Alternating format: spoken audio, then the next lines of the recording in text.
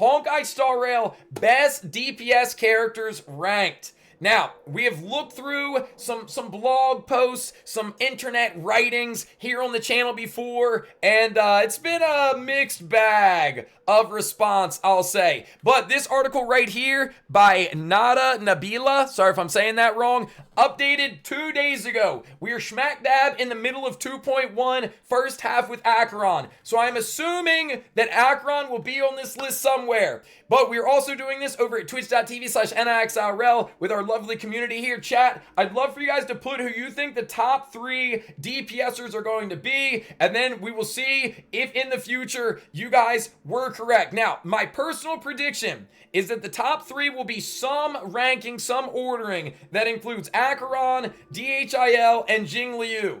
Now, will this article follow suit? We'll have to read through and find out. But, chat, let's dive into it and see what they've got for us. Okay. As much as the battle mechanics in Honkai Star Rail revolve around having supports to carry the team's utility, DPS units are the ones that get the job done. Without a DPS, players may spend an eternity in a single battle against enemies and bosses. So far, accurate. However, since HSR has a unique roster of characters, each DPS shines in their own kit while offering their unique specialties and skills. For players who are looking to build their next DPS unit, here are the best DPS units in Honkai Star Rail. This is updated as of April 3rd, 2024 by Nada Nabila. Honkai Star Rail may do a great job in keeping 4-star characters around the same power, but the same can't be said about the DPS in the game. Given the best continuously get power crept by a better unit, I guess. For instance, Imbiber Lune may seem like peak of DPS in Honkai Star Rail, but Hoyoverse managed to come up with a unit that's easier to use, yet deals comparable damage to Dan Hung Il. With the amount of new DPS available in the game, this article is now updated to include some of the best additions. Note that some of them are incredibly close to each other in terms of performance, such as the top 4 on the list. Okay, so sounds like the top 4 could go either way, but I assume the list is going to be up next. And we're starting with Himiko, number 15. Okay, I like the visuals though. I like it. Whoa. Limited in single target. Okay, you didn't have to talk about what she's limited in. Okay, you could have talked about her strengths, which is follow-up and AoE.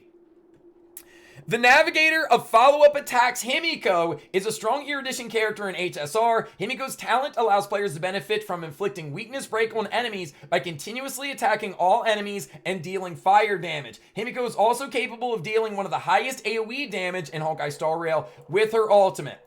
Now, Himiko, good unit. Is she 15? Maybe somewhere in that area. But we got to see more of the list before we can start comparing it. So next up, Welt. Oh wait, the high scaling on her ultimate and talent makes her attacks more deadly, especially considering that Himiko's base attack is one of the highest in HSR. Himiko is not viable in most single target cases, which makes her a poor choice against most bosses. Interesting. 14, Welt. Excellent sub DPS. Is Welty a better DPS than Himiko? Chat, you guys let me know.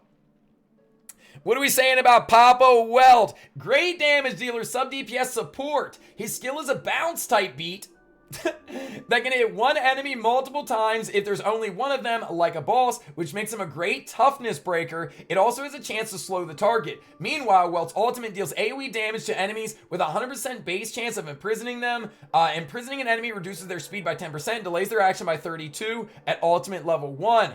Being an imaginary character, Welt's main feature revolves around speed reduction, imprison debuff. Afterwards, if Welt hits a slowed enemy, he will deal additional imaginary damage. Welt's technique also imprison and slow the enemies, delaying their action by 20%. All in all, Welt is a great damage dealer with great support potential, although not a dedicated DPS like Sela or Dan Hung. Alright chat, I'm going to say off rip, I would rank Himiko as a higher DPSer in more game modes than Welt. And I love Papa Welt, don't get me wrong, but DPS is not his strong suit. I feel like Welt being built as a DPS is a great way to brick your account. Although it can be done, but not for the faint of heart.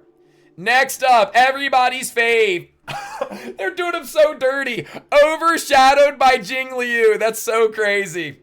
All right, what do they have to say? Oh, and we leaked the next one. Yanqing is perfect DPS mainly because of his ability to greatly increase his crit rate and damage, which is arguably one of the best features in Honkai Star Rail. Players can easily stack more crit damage and attack percentage on Yanqing to help maximize his damage, since his crit rate buff is enough to maintain solid chances to trigger crit on each hit. As a hunt unit, Yanqing is also fast and can easily take down bosses. Now, chat, I know a lot of the HSR community, including I'm sure some of you guys in the chat right now, feel a certain way about Yanqing, which is not so favorable. However, we got to address this slander right here. It's not even slander, it's just incorrect.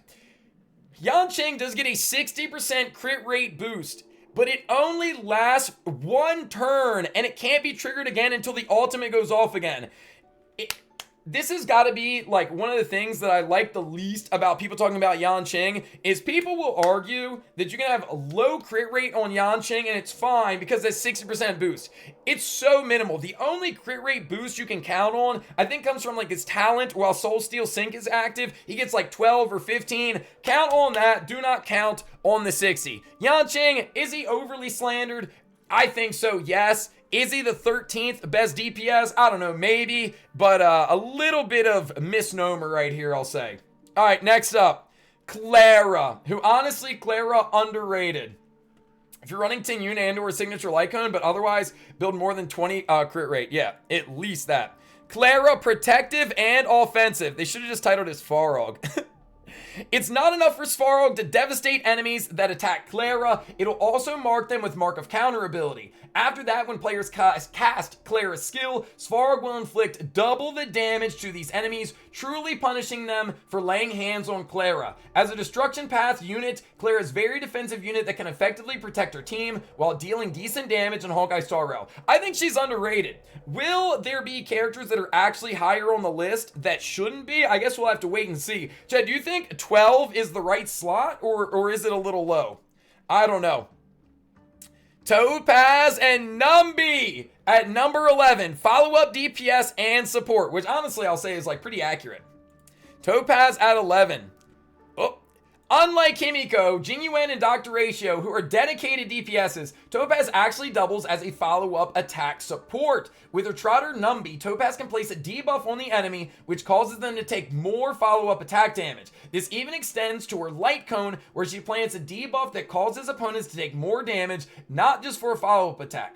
Although the damage Topaz and Numby deal may seem underwhelming, if players consider how often the duo hits, Topaz's DPS is actually decent enough to make her a viable DPS. Honestly, I feel like they did a pretty decent job hitting the nail on the head as far as like how her kit functions. Yeah, she can be DPS and she can be a support. Like, she's really good with the follow-up teams. And yeah, chat, I think you guys already saw our general. Wait for his Lightning Lord. Now, that's a task all in its own. But our General Jinyuan at number 10. I do think Jinyuan's a little bit underrated as well, but Erudition characters are usually underwhelming. Sads, bro, in single target scenarios. But if players know how to properly manage Jinyuan stacks, they'll find the Lawfu General more than capable of performing his job as a DPS in both AoE and single target cases. Not only that, but thanks to his Lightning Lord's multi-hit, Jinyuan is also great for triggering Weakness Break in Honkai Star Rail. Yeah, I do think a lot of people mismanage Jinyuan.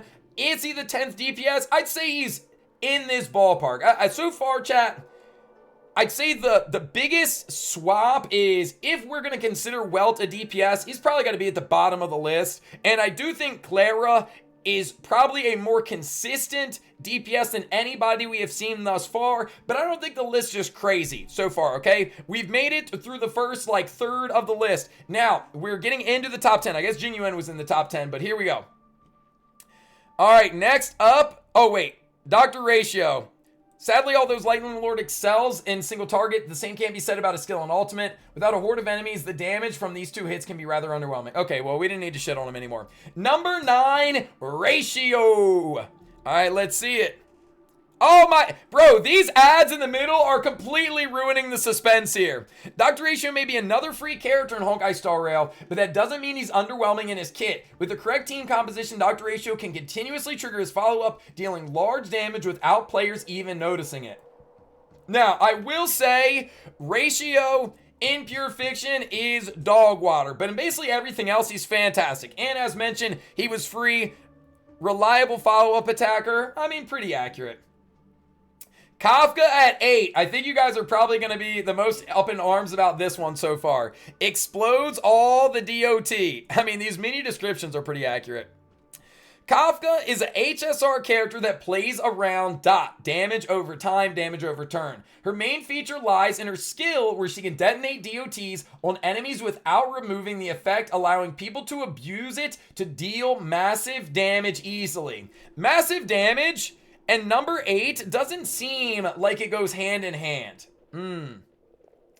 However, despite her large damage potential, Kafka is not the easiest character to use. Players must know how to manage skill points and properly adjust her speed on top of having other characters that apply DOTs to the enemies. Kafka can't be the only DOT enabler as it ruins her entire kit. Honestly, I think that's accurate. It's a good statement because, yeah. But chat, like most characters, if you're going to maximize these characters' damage, you're going to want the proper team around them. So if we are simply talking about how these characters function in a 1v the world scenario, then yeah, Kafka would be a little bit lower. But if we are talking about them in their best case scenario, I do think Kafka should be higher up. She dominates in basically like every facet of the game. I know we got a small sneak preview of it. Blade, incredible self-sustain. I'm going to be honest, I just think straight up, Kafka does more damage than Blade. And I love Blade. I also love Kafka, to be fair. All right, Bladey at number 7. Okay.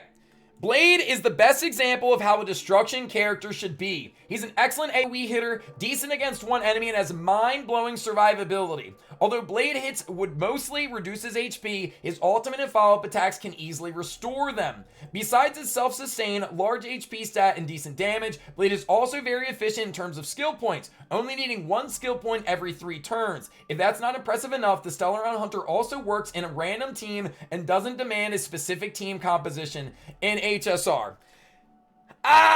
Chat, I'm gonna be honest, of all the things they've been saying thus far, I don't think any of the takes are that crazy. I think Welty as like a good DPS, and again, I love Welty, I just think it's, unless you really know what you're doing and you've got Trailblaze power to spare, it is not the path I would recommend people go down. And Yanqing, like, not needing crit rate is a pretty wild statement as well. Outside of that, I can't say that anything has been too crazy. Now, the ordering we may disagree with, but the statements I think have been, you know, largely solid. Next up, number 6, Seele, single target boost. Ooh. Chat, we're almost to the top 5. Oh! Damn it. It's really hard to not spoil. Or whatever, you guys have already seen it.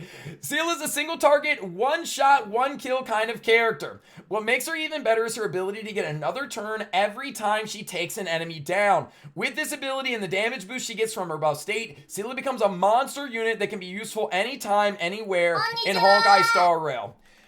Chat, I don't know if this is a bad take on my part. You guys let me know what you think. But I think at least of the last 3 we've seen, I would take Blade and Kafka's ability to DPS over Seele. Again, fan of Seele. I think she's really fun. But as the game has progressed, we haven't really been seeing a lot of content that really accentuates Seele's playstyle and how well she can pump out damage. The more difficult the enemies become, the more turns you need to get Seele into a situation where she can proc Resurgence and really show off. And in some instances, you end up killing those pleb enemies with other characters, and then you've kind of ruined your opportunity. So although I do think Seele is really fun to play, I do think that she has seen some fall off since the beginning of the game. I mean, she is the OG, so I guess kind of expected. Now, we already saw a sneak preview of number 5.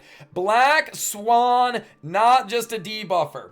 I will say this before we even read it. Kafka under Black Swan feels crazy to me. And don't get me wrong, Black Swan's Arcana goes crazy. But if we're talking, just using what this article said, about how Kafka needs a specific team to really like show off her damage, wouldn't you say the same thing about Black Swan? Like, yeah, she can get her Arcana stacks, but she wants other DOT characters to get more Arcana stacks. At least Kafka can, like, more so control the ebb and the flow. In my opinion. Maybe you guys disagree. Maybe our YouTube commenters disagree. But let's see what this article has to say about it. Oh my gosh, bro. The amount of like variation in when and where they have like the next character coming up is crazy. There's an ad in between the picture and like the fun little photos. This is nuts. Also, no 4 stars made the list. Crazy. Honestly, a bit of a tragedy. All right. When Black Swan was announced, most people thought she'd be an excellent support for Kafka. She is kind of. I mean, they're a tandem, okay? A 1A, 1B, I guess we could say. But Black Swan havers will tell you that she's as incredible as Kafka, if not better. Black Swan's damage is crazy high in both AoE and single target cases. Pair well with her DOT trigger like Kafka, and you'll see chaos from the Emanator of Remembrance. We'll see. All right, chat, you already see it. Argenti, number 4. Fill up his ultimate. I don't want to leak the top 3. Okay, let's just hope that it's only this one part of the article. Okay, fill up his ultimate. I know there's a lot of people out there that are saying Argenti could fill me up. Okay, we get it. Degen hours. Argenti has a special ultimate system where he has 2 versions of it. He can use his signature more when he has at least half of his max energy and also when his energy is full. However, of course, the damage dealt is different, where his full ultimate does better than the half energy version. Bro, this is great, accurate, but what in the world does this tell us about how strong he is or is not? Surely there's another part. Yes, okay. Don't leak, don't leak. Nevertheless, Argenti has the flexibility to choose whether he wants to perform a full power ultimate or do a weaker one to finish off small enemies. In this team, energy restoring units like Quoquo and Tinyun are important to ensure he can always do his ult. Okay, my biggest beef with this article so far is like, why are we singling out Kafka and being like, she's only good if you got her teammates, and then we're just like, Black Swan, Argenti, claps, everybody has their teammates, non-issue. I don't understand. Also, I'm gonna be honest, look, I think Argenti's really cool, I think he's underrated, but I really don't know if I'm taking, I mean, Pure Fiction, the GOAT. I don't know if I'm taking him over some of these other units in literally anything outside of Pure Fiction. All right, chat, on to the top 3. Oh, it's got to be the 3 that we talked about. Jingliu, DHIL, Acheron, but in what order? Jingliu, number 3. I already know some people are butthurt. Effortless damage dealing. Jingliu and Seela are both excellent damage dealers, but Jingliu is better in ideal circumstances. Unlike Seela, who performs excellently even in random teams, Jingliu has more demanding setups to fulfill. Additionally, she's a destruction character. She's amazing at AoE damage dealing, unlike Seela, who's exclusively single target. To use Seela as the comparison here feels a little disingenuous. Like, as was pointed out, like, one's a single target damage dealer and one is destruction for AoE. Confusion. Okay, chat, and number 2. DHIL. I love him, bibbity libbity. Skill point hungry, but worth it. Okay. Dan Heng in Biber Lune is easily one of the best DPS in HSR. He's an excellent AoE unit that still works amazingly in single target cases, but he demands a lot of skill points and his team must be built around him. If he has the correct supports in the party, and Biber Lune will prove himself to be worth all the hassle. All right. And then number 1, Sparkle! No, not Sparkle. However, although he's a destruction unit in HSR, he lacks the survivability his peers have. So on top of supporting his mechanics with characters that grant damage and bonuses and energy, he still needs a healer or shielder to survive, as does literally everyone. And number 1 on the list, incredible with the right invest. What are we saying? This got a little worse as we went. Incredible with the right investment. Bro, Kafka is punching air right now. I'll say my comments till after. Acheron surprises the community as before her release, there was massive skepticism regarding her kit, and plenty of fanatics compared her to the Lightning Lord wheeler Jing Yuan. Acheron proves herself to be an excellent DPS in HSR, being able to dish out an insane amount of damage as long as her team can build up her ultimate.